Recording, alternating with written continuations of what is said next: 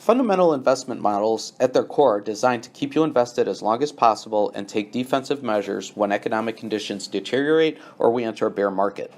They're less sensitive to the day-to-day fluctuations and look for longer-term investment trends. Normal market conditions are going to have 10 to 15% pullbacks. We just don't want to see the huge drawdowns that are typically related to recessions and bear markets. As an institutional portfolio manager and strategist, I've managed billions of dollars for large institutions and have seen a lot of things that give me a unique perspective.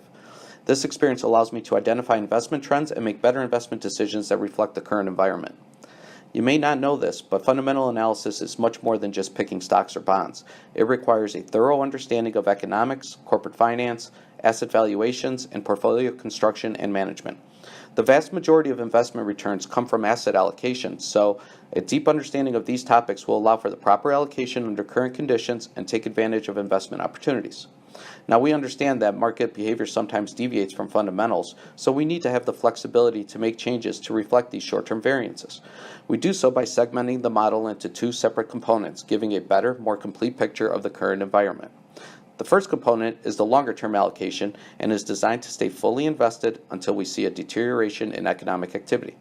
The second component is the shorter-term allocation, and its goal is to take advantage of any near-term opportunities or get defensive if conditions warrant.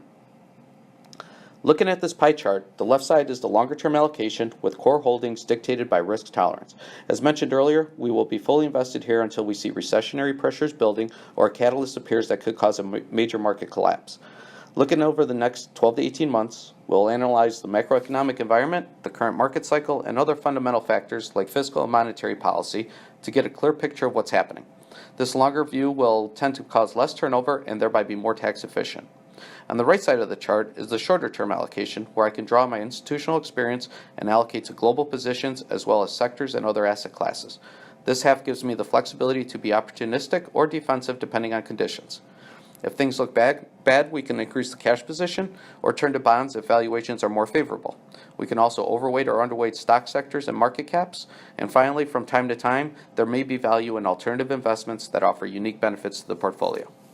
These fundamental investment models are managed to maintain a disciplined approach to investing that allows for diversified exposure across asset classes and provide flexibility to make changes. To make sure things are performing as expected, we are always monitoring performance and making any adjustments that are necessary. Thanks for watching. If you'd like more information on these models, please let us know.